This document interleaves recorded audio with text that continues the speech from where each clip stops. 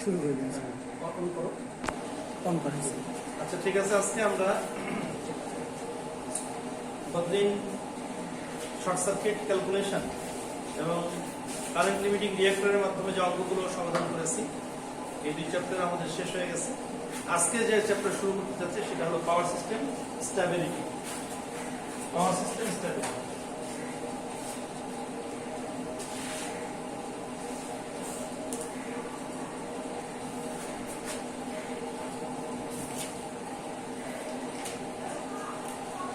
Power system stability এটা এক সময় আমরা দেখতাম যে পাওয়ার সিস্টেম দুটো জেনারেটর চলতেছে, এই জেনারেটরের ভিতরে সিনক্রোনাইজ করে আমরা লোড সরবরাহ করছি। কোনো কারণবশত সিনক্রোনাইজ যদি নষ্ট হয়ে যায় তো পাওয়ার সিস্টেমটা তখন আনস্টেবল হয়ে যাবে, স্টেবল থাকবে না, স্থিতিশীল থাকবে না। মূল জিনিসটা হলো সিনক্রোনাইজমটাকে বজায় রাখতে হবে। এই বজায়টা সবসময় থাকে না। এক সময় ছিল যে ছোট ছোট জেনারেটর দিয়ে আমরা পাওয়ার সাপ্লাই দিতাম। রংপুরের জন্য একটা স্টেশন, রাজশাহী বিভাগের রাজশাহীর জন্য একটা স্টেশন, ছোট ছোট পাওয়ার স্টেশন করে করে করা হতো। তখন এই ঝামেলাগুলো ছিল না। যখন আন্তঃগ্রিড হয়ে গেছে, সমস্ত জেনারেশনগুলো একত্রে জমা করে এরপরে আবার আন্তঃগ্রিডের মাধ্যমে আমাদের এই সরবরাহ দেওয়া হচ্ছে, তখনই সমস্যাটা শুরু হয়েছে। যে এখানে স্থিতিশীল পরিস্থিতি, সিনক্রোনিজম অবস্থাটা ব্যাহত হচ্ছে। এই অসুবিধা থেকে দূর করার জন্য, এই অসুবিধা থেকে কিভাবে দূর করা যায়, এটা নিয়েই এই অধ্যায়ের আলোচনা। এখন হঠাৎ করে দেখো, যদি লোড পরিবর্তন করে ফেলো, একটা গ্রিড উপকেন্দ্র অথবা তোমার যে জেনারেশনটা হচ্ছে, এই জেনারেশনের টোটাল জেনারেশনটা যে হচ্ছে এর উপরে আমরা লোড চাপাচ্ছি অথবা লোডকে উঠাই নিচ্ছি, এটাকে লোডের পরিবর্তন বলা হচ্ছে।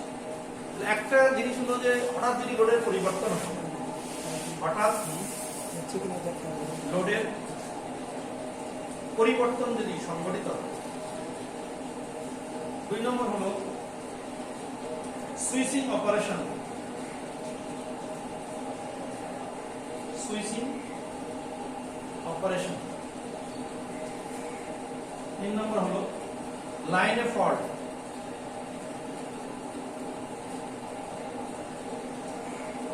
লাইনে ফল্ট। আরেকটা জিনিস হলো এক্সাইটেশন লস। Excitation loss. এই সমস্ত কারণে সিস্টেমের ভিতরে যে সিস্টেম স্ট্যাবল ছিল, সিনক্রোনিজম ছিল, সিনক্রোনিজমটা নষ্ট হয়ে যাচ্ছে। এই যে ঘটনাগুলি ঘটতেছে, হঠাৎ লোডের পরিবর্তন, সুইচিং অপারেশন, লাইনের ফল্ট, এক্সাইটেশন লস, এই সমস্ত কারণে সিনক্রোনিজমটা নষ্ট হয়ে যাচ্ছে। অর্থাৎ স্ট্যাবল ছিল, স্ট্যাবিলিটিটা নষ্ট হয়ে যাচ্ছে। এখানে স্ট্যাবিলিটি তাহলে বলতে কি বোঝায়? স্ট্যাবিলিটি পাওয়ার সিস্টেম স্ট্যাবিলিটি, এই কয়েকটা চারটা পয়েন্ট মনে রাখতে হবে।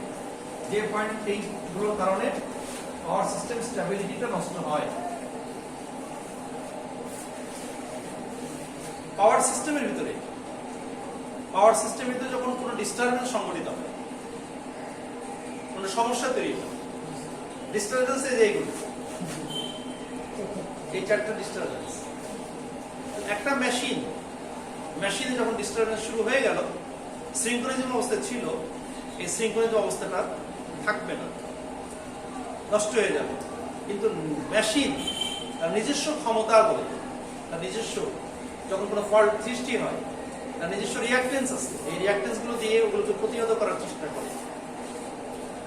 মনে করো তোমার মধ্যে একটা বোঝা দেওয়া হলো, বোঝা দেওয়ার কারণে, লোড দেওয়ার কারণে, অথবা লোড উঠাই নেওয়া হলো, তুমি ইজি ভাবে চলতেছে, 1 মন বোঝা নেই, এখন 5 কেজি বোঝা চাপিয়ে দেওয়া হলো, লোড বাড়ানো হলো, অথবা 5 কেজি উঠাই নেওয়া হলো। তোমার ভিতরে একটা শক্তি লোডের বিরুদ্ধে কাজ করতেছে, আর লোড তোমার বিরুদ্ধে কাজ করতেছে। লোড যেটা তোমার বিরুদ্ধে কাজ করতেছে, লোডের ভিতরে এটাকে আমরা বলি ডিস্টারবেন্স। তোমার মাথা একটা বোঝা মানে ডিস্টারবেন্স।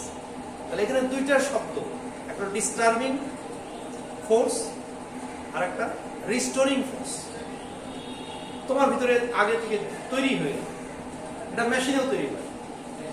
মেশিন লোড নিচ্ছে, মেশিনের ক্ষমতা থাকে, তো মেশিনের ক্ষমতার কারণে এই যে দুইটা জিনিস, দুইটা ফোর্স, একটা disturbing force,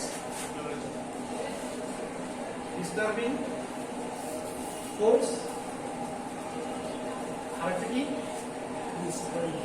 restoring force.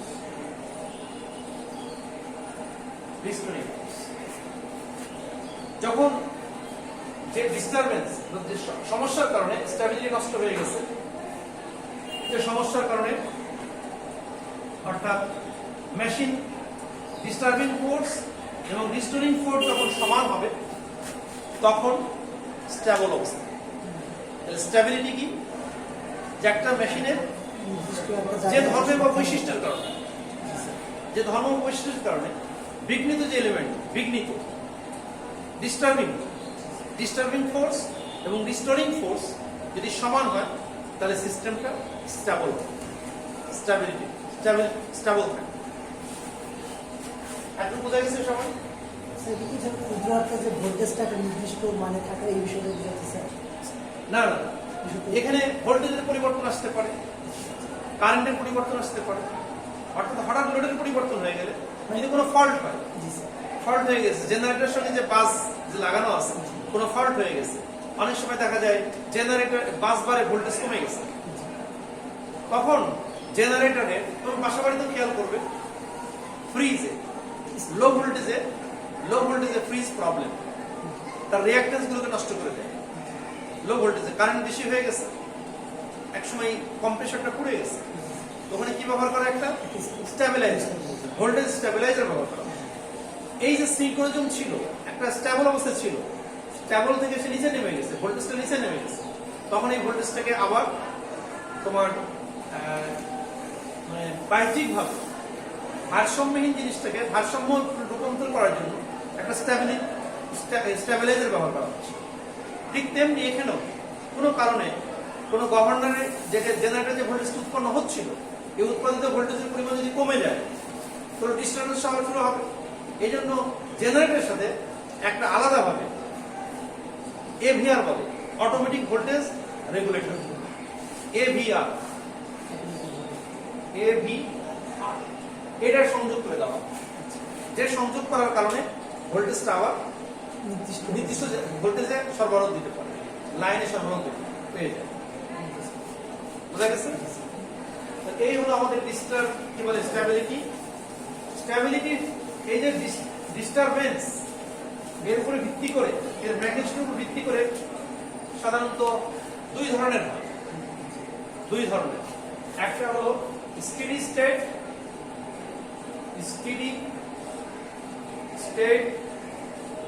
Stability,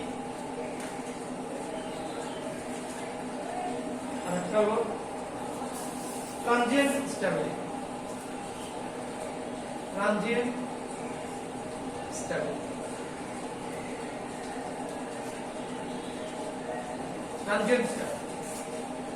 steady state stability, transient stability, এটা ডিস্টারবেন্সের ম্যাগনিটিউডের উপর নির্ভর করে। আবার স্টেডি স্টেট স্টেবিলিটিকে এটাকে আবার দুই ভাগে ভাগ করা যায়, একটা হলো স্ট্যাটিক আর একটা হলো ডাইনামিক স্টেবিলিটি, স্টেডি স্টেট এবং ডাইনামিক। এই ধরনের স্টেবিলিটি ডিস্টারবেন্স এর ম্যাগনিটিউডের উপর নির্ভর করে আমরা দুই ভাগে ভাগ করলাম, স্টেডি স্টেট স্টেবিলিটি আর ট্রানজিয়েন্ট স্টেবিলিটি। আর স্টেডি স্টেট স্টেবিলিটি আবার দুই ধরনের, স্ট্যাটিক এবং ডাইনামিক স্টেবিলিটি। স্ট্যাটিক স্টেবিলিটি আর ডাইনামিক স্টেবিলিটি। এখানে সংজ্ঞা আকারে যদি আমরা বলি, ট্রানজিয়েন্ট স্টেবিলিটি এটা তাৎক্ষণিক একটা ঘটনা, খুব অল্প সময় স্থায়ী হয়। কোন একটা মেশিন চলতেছে হঠাৎ করে লোড পরিবর্তন হলো অথবা লোড চাপাই দিলে, এই যে সামান্য সময় অথবা লোডের হঠাৎ কোনো দুর্ঘটনা ঘটলে, বিঘ্ন সৃষ্টি হলে, ফল্ট তৈরি, লাইনে ফল্ট হয়ে গেছে, এর কারণে মেশিন যেভাবে চলতেছিল, যে অ্যাক্সিসে চলতেছিল সেই অ্যাক্সিস থেকে কিছুটা বিচ্যুত হয়ে যায়। আর এই সময়টা খুবই অল্প সময়ের জন্য ট্রানজিয়েন্ট স্টেবিলিটি লাইনে খুব অল্প সময় স্থায়ী হয়, কয়েক সেকেন্ড। কয়েক সেকেন্ড। এক থেকে প্রথম ইনিশিয়াল যে সুইং আছে না, ইনিশিয়াল সুইং যেটা, যে প্রথম অবস্থাতে যে একটু বিচ্যুত হয়ে গেছে, ইনিশিয়াল সুইং বললাম, এটা মনে করো 1 থেকে 1.5 সেকেন্ড, 1 থেকে 1.5 সেকেন্ড এর মধ্যে উৎপত্তি হয়, কিন্তু স্থায়ী হয় কতক্ষণ? 5 থেকে 10 সেকেন্ড হতে পারে, স্থায়ী খুব অল্প সময় হয়।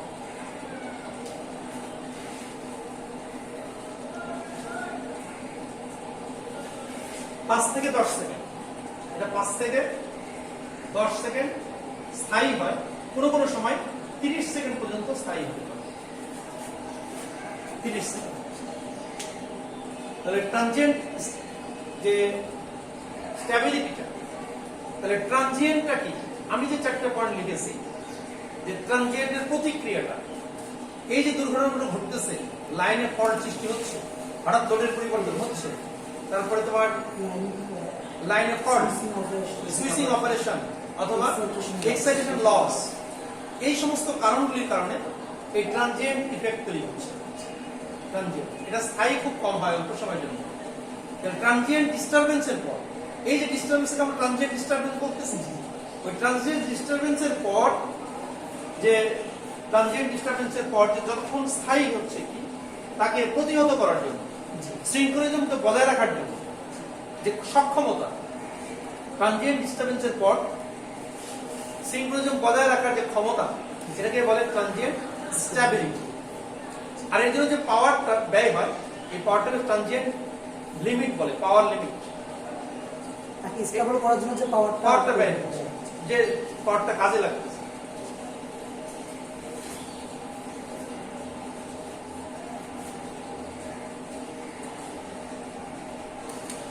তাহলে এটা ট্রানজিয়েন্ট স্ট্যাবিলিটি।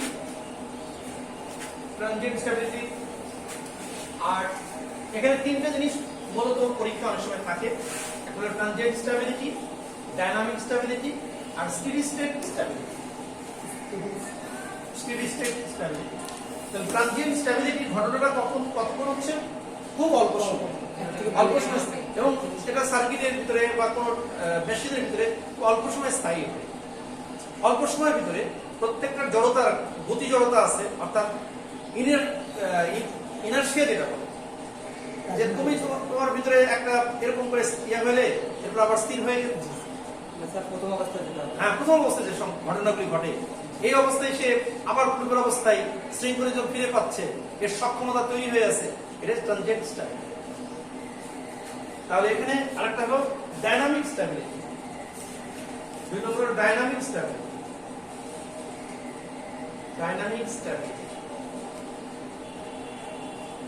এটা ইনিশিয়াল সুইং এর পরে স্টেডি স্টেট অবস্থায়, সাম্য অবস্থায় ফিরে না আসা পর্যন্ত। প্রথম বললাম এইটা ট্রানজিয়েন্টের পরের যে ঘটনাটা স্টেডি স্টেট, অর্থাৎ এখানে দেখো একটা যদি এরকম হয়, এরকম করে হঠাৎ করে এরকম হয়ে গেছে, এখন এটা নরমাল, এইটুকু ফার্স্ট সাইকেল পর্যন্ত, এক সাইকেলের কম সময়, এটা হলো ট্রানজিয়েন্ট স্ট্যাবিলিটির অবস্থা। এরপর ডাইনামিক যেটা আমরা বলতেছি, স্টেডি স্টেট আগ পর্যন্ত, এখানে দেখো স্টেডি স্টেট হয়ে গেছে, আগ পর্যন্ত যে ফলটা, আগ পর্যন্ত স্টেডি স্টেটের আগ পর্যন্ত সিঙ্গলিজম বজায় আনতে যে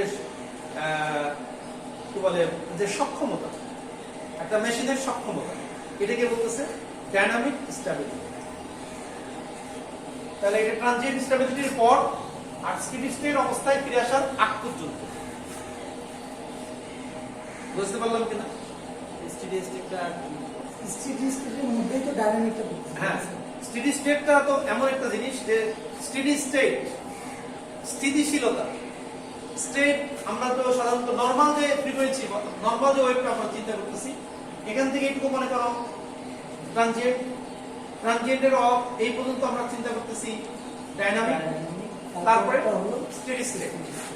স্টেটটা সমান বলে। হ্যাঁ, মানে স্টেডি স্টেটটা আমাদের সার্কিটের ভিতরে এখানে ফুললি সাইন ওয়েভ, হ্যাঁ ফুললি সাইন ওয়েভ। হ্যাঁ সাইন ওয়েভ, সাইন এটাকে আমরা স্টেডি স্টেট বলতেছি। এটা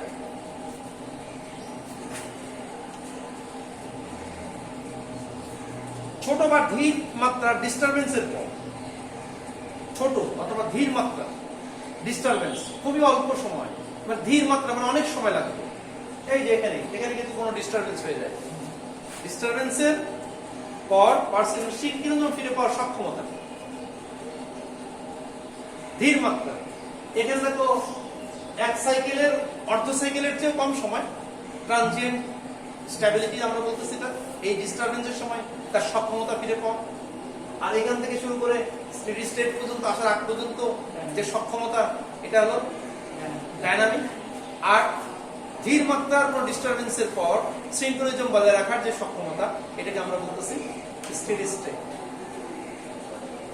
তাহলে এই তিন ধরনের আমরা স্ট্যাবিলিটির বিষয়টা আমরা আলোচনা করলাম।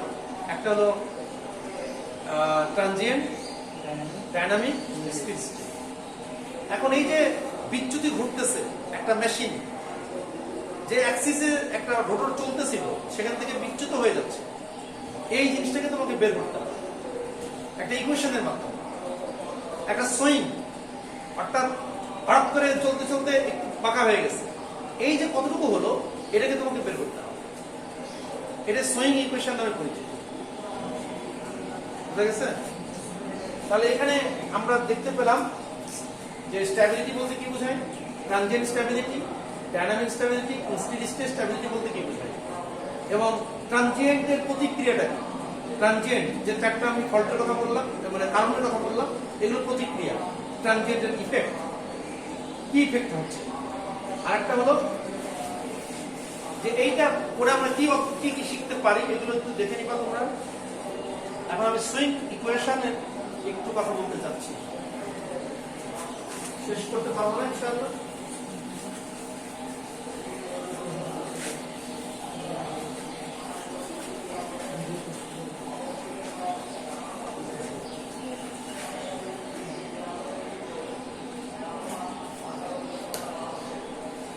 সুইং ইকুয়েশন,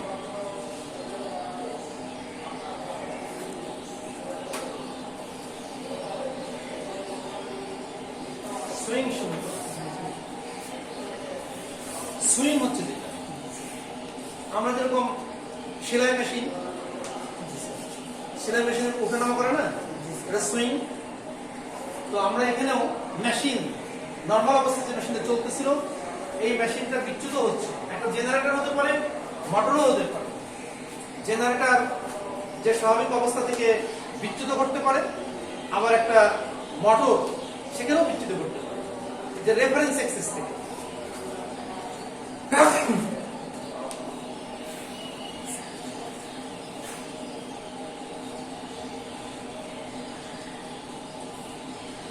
এটা যদি জেনারেটর হয়,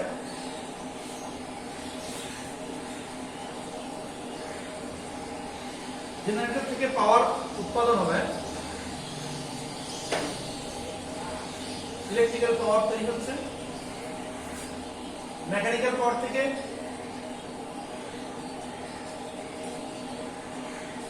এটা মেকানিক্যাল পাওয়ার ইনপুট পিএম, এটা শ্যাফট টর্ক টিএস, এদিকে ঘুরতেছে ওমেগা এস। আর তার উল্টাটা আমরা ধরি ইলেকট্রিক্যাল টর্ক।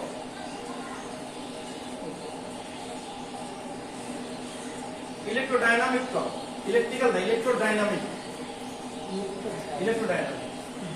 আর মোটর হলে তার উল্টা হবে, মোটর হলে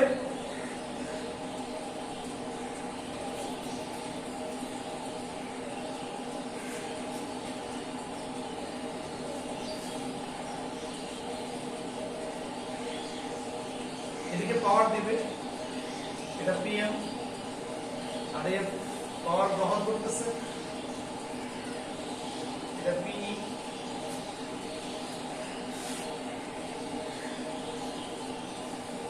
ইএস ওমেগা এস টি এটা মোটরের ক্ষেত্রে।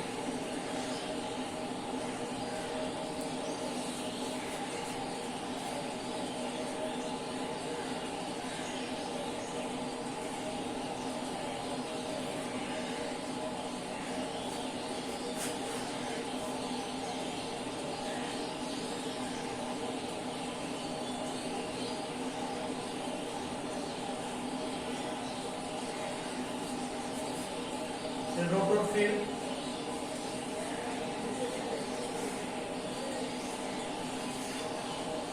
omega s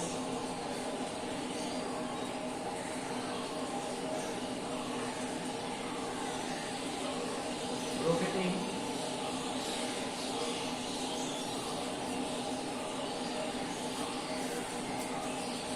reference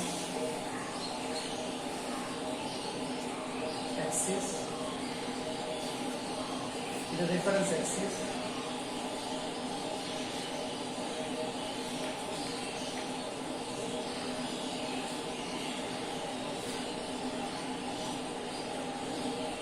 এখান থেকে এটা হলো থিটা আর এইগুলো ভিত্তি ডেল। এদিকে রোডটা ঘুরতেছে ওমেগা এক্স,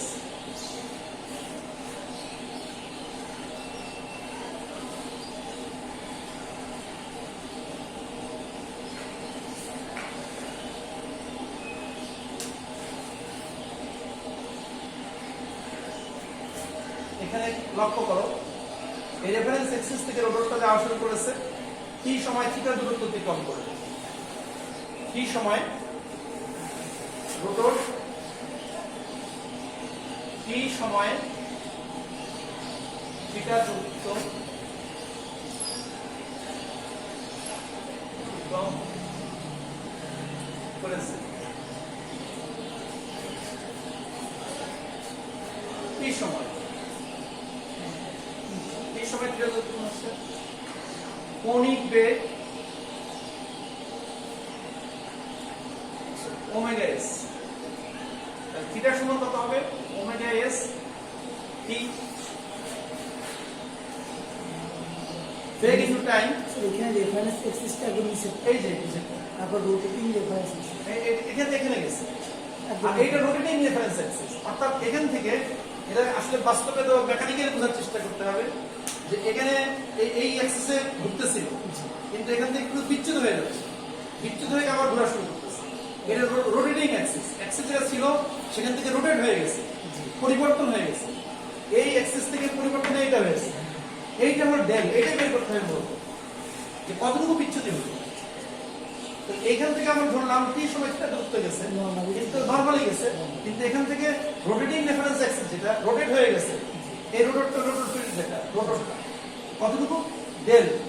তাহলে আমরা এখানে হিসাব করে দেখি থিটা সমান ওমেগা এস টি,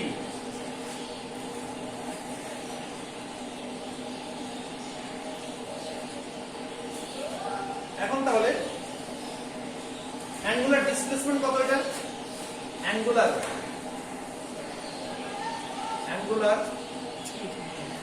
ডিসপ্লেসমেন্ট আবার ডেল, অ্যাঙ্গুলার ডিসপ্লেসমেন্ট কত ডেল, বিচ্যুত হয়েছে যেটা এটা হলো ডেল।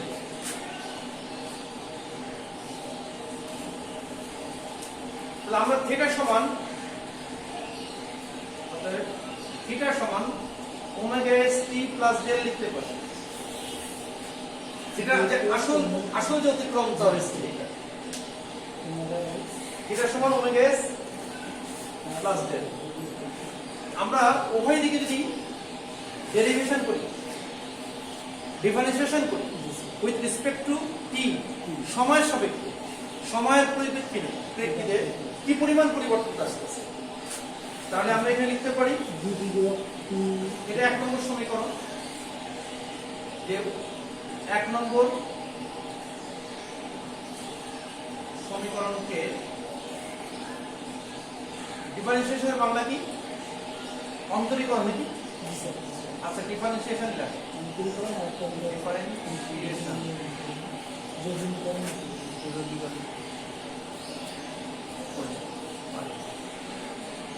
এর সাপেক্ষে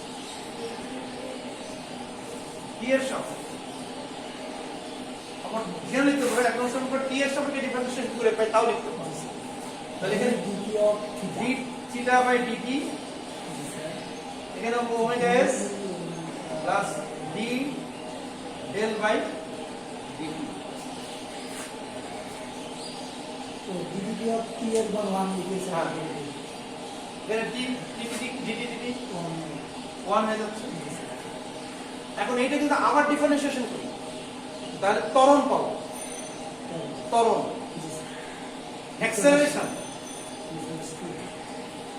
অ্যাক্সেলারেশন পাওয়া যাবে, ত্বরণ। তাহলে এটা যদি আবার অন্তরীকরণ পেয়ে না, আচ্ছা ইংরেজি লিখি, আবার ডিফারেন্সিয়েশন করে by d square theta by dt square সমান d square del by dt square. এটা তখন কনস্ট্যান্ট 0 হয়ে যাচ্ছে, এটা পাওয়া যাবে। এখন এইখান থেকে দেখো এটা পেলাম, এটা ত্বরণ, এটা কি অ্যাক্সেলারেশন, অ্যাক্সেলারেশনটা হলো ত্বরণ। এটাকে আমরা অতএব লিখতে পারি এদিকে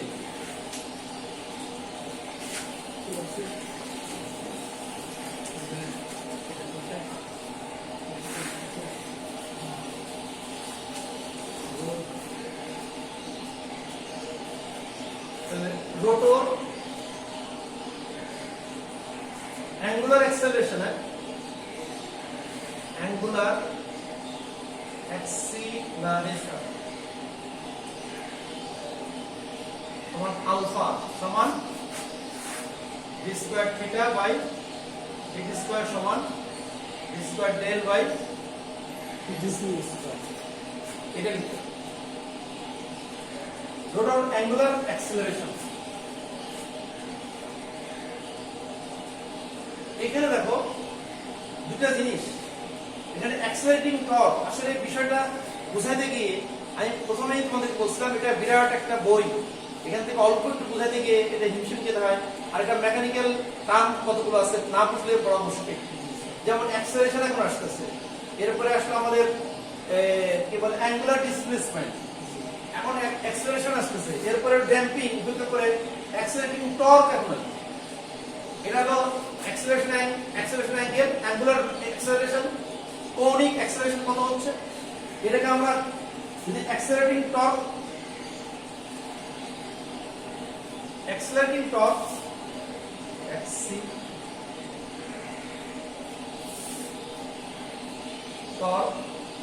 সমান হলো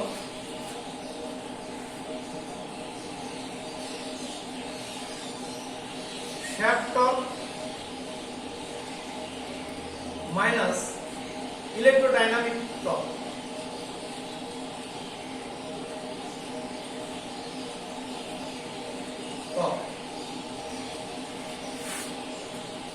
এখানে দেখি আমরা জানি অ্যাক্সেলারেটিং টর্ক অর্থাৎ আগে যে ছবিটা আঁকছিলাম এখান থেকে দুটো টর্ক আছে, একটা হলো টিএস এবং টিই, দুটো বিপরীত দিকে। এই দুটোর যে পার্থক্য, এই পার্থক্যটাই হলো অ্যাক্সেলারেটিং টর্ক। আমরা অ্যাঙ্গুলার ডিসপ্লেসমেন্ট বের করলাম, অ্যাঙ্গুলার অ্যাক্সেলারেশন বের করেছি, এখন আমরা কি বের করতেছি অ্যাঙ্গুলার টর্ক। টর্কে কি পরিমাণ টর্ক হচ্ছে, টর্ক কাকে বলে ফোর্স ইনটু পারপেন্ডিকুলার ডিসটেন্স, এটা টর্ক। এখানে হিসাব করে দেখো যে TA সমান TS minus TE। Accelerating torque সমান্তরালে কত হচ্ছে শ্যাফট টর্ক মাইনাস ইলেকট্রোডাইনামিক টর্ক, এই দুটো টর্কের পার্থক্য। একে যদি আমরা উভয় দিকে ওমেগা দিয়ে গুণ করে দেই, ওমেগা s ইনটু TA সমান TS into omega s minus T TS sorry TE into omega s, এটা হলো PA সমান PS মাইনাস PE, পাওয়ারে চলে যাবে। টর্ককে যদি অ্যাঙ্গুলার ভেলোসিটি দিয়ে গুণ করে দেওয়া হয় যে পাওয়ার হয়ে যাবে। এখন এখান থেকে তোমাকে বের করতে হবে P এর মানটা বের করতে হবে। P এর সমান কত? এটা মনে করো একটা সমীকরণের নাম দিয়ে দাও, 3 না? 2 স্যার এটা 2 নম্বর, না সরি সেটা এটা 3 নম্বর, এটা 2, এটা 4, এটা 4 নম্বর। হ্যাঁ না আরেকটু আছে, আরেকটু আছে।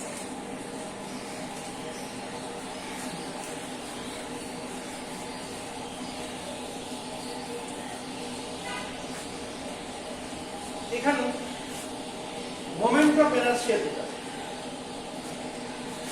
অ্যাঙ্গুলার মোমেন্টাম, আমরা জানি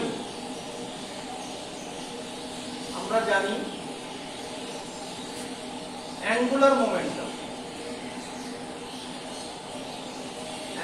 মোমেন্টাম সমান হলো moment of inertia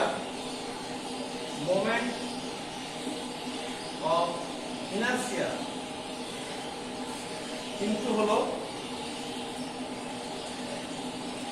synchronous speed of the rotor, synchronous speed of the rotor।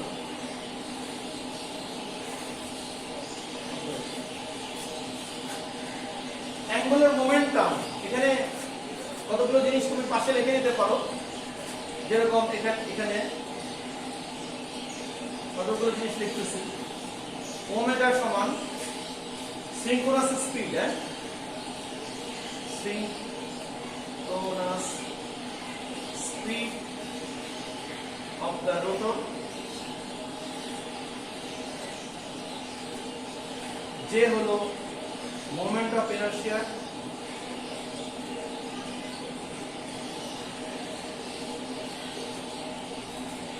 M হলো অ্যাঙ্গুলার মোমেন্টাম,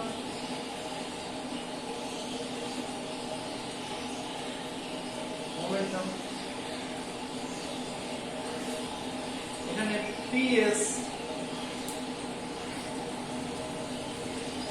না, এখানে PM লাগবে, PS তো PM মেকানিক্যাল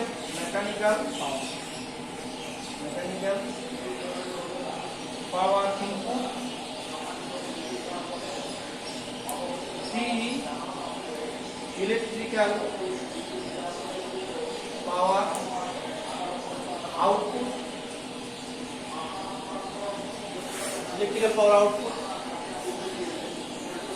আর PA অ্যাক্সিলারেটিং পাওয়ার,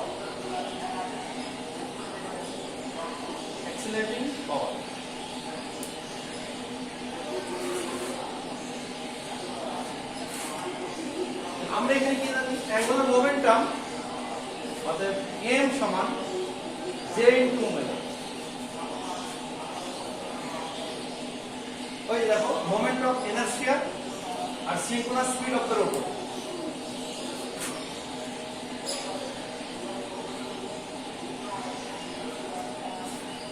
তাহলে এখানে আমরা p সমান কি পেয়েছি, p সমান ওমেগা t পেয়েছি না? ওমেগা টি দেখো, এটা কার অ্যাক্সিলারেটিং পাওয়ার, এটা শ্যাফট টর্ক অথবা মেকানিক্যাল পাওয়ার, আর ইলেকট্রিক্যাল পাওয়ার ইলেকট্রোডাইনামিক পাওয়ার।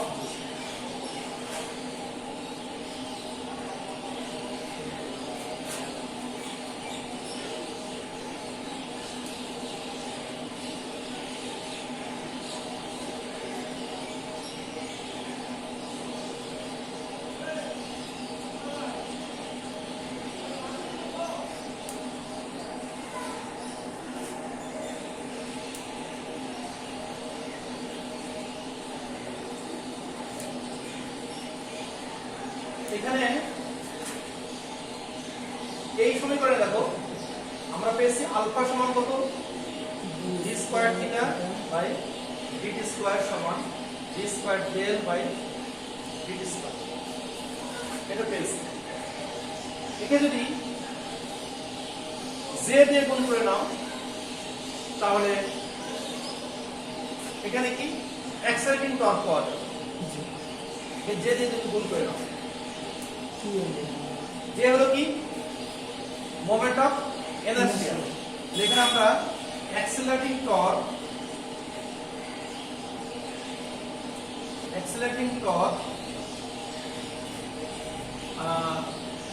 TA সমান আমরা কি লিখতে পারি, TA সমান হলো J আলফা,